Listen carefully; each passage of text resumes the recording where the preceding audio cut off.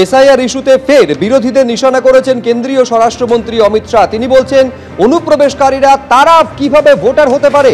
কোনো একটা দেশের সরকার, কোনো একটা দেশের প্রধানমন্ত্রী, রাজ্যের মুখ্যমন্ত্রী কে হবেন, বিদেশিরা কিভাবে তা স্থির করতে পারে?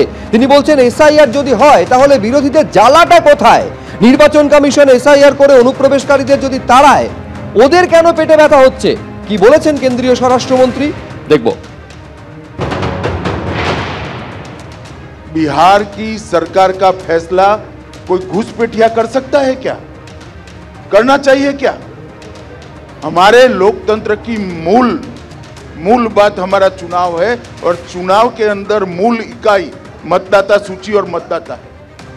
जो देश का नागरिक नहीं है वो कैसे देश का मतदाता बन सकता?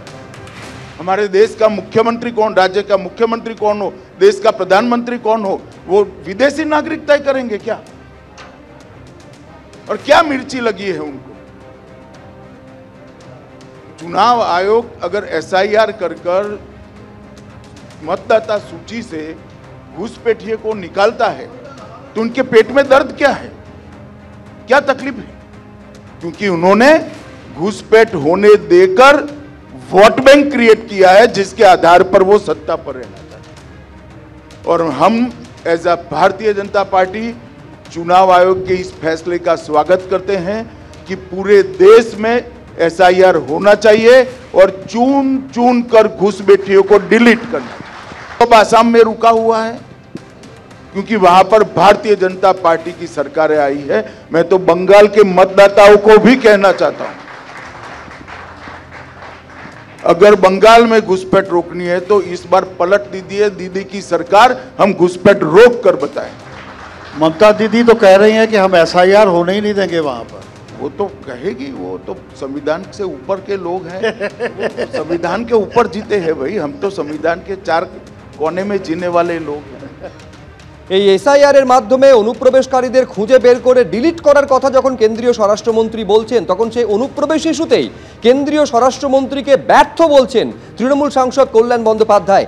এই অনুপ্রবেশকে রোখার দায়িত্বে তো রয়েছে বিএসএফ অমিত শাহ স্বরাষ্ট্র মন্ত্রকের দায়িত্বে পড়ে। আজকে যদি এত অনুপ্রবেশ হয়ে থাকে তার মানে ব্যর্থ কেন্দ্রীয় স্বরাষ্ট্রমন্ত্রী। কি বলেছেন তৃণমূল সাংসদ, দেখুন। 2014 থেকে তো ওরাই হাতে রয়েছে, ওদের হাতেই তো ইলেকশন কমিশন রয়েছে। করেছে কারা? বিএসএফ, সিআইএসএফ, কার হাতে থাকে? অমিত শাহর হাতে। তাহলে অমিত শাহ একটা অযোগ্য মন্ত্রী। অমিত শাহ তাহলে একটা অযোগ্য মন্ত্রী, হোম মিনিস্টার, যার সময় বিদেশিরা বাইরে থেকে ঢুকেছে। অমিত শাহ বিহার সমাগমের অনুষ্ঠান থেকে সরাসরি বিরোধীদের নিশানা করেছেন এবং তিনি প্রশ্ন করছেন যে এসআইআর হলে যদি অনুপ্রবেশকারীরা বাদ যায় তাহলে জ্বালাটা কোথায়? আর এ নিয়ে প্রাক্তন প্রদেশ কংগ্রেস সভাপতি অধীর রঞ্জন চৌধুরী কি বলেছেন শোনাবো। অমিত শাহ কখন কি বলে নিজেই হয়তো জানে না বা ভুলে যায়। উনি নিজে বলেন কথায় কথায় ক্রোনোলজি মোতাবেক ऐसा हो रहे हैं, ক্রোনোলজি দেখিয়ে, অর্থাৎ সময় দেখুন, বছর দেখুন। তা উনি নিজে ক্রোনোলজিটা পড়তে ভুল করছেন বা দেখেন না।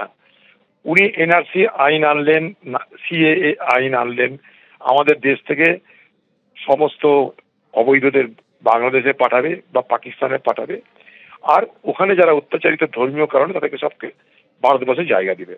আচ্ছা বলুন তো, কত বছর পার হয়ে গেল? 5-6 বছর পার হয়ে গেল, কোনো তথ্য দিতে পারবে?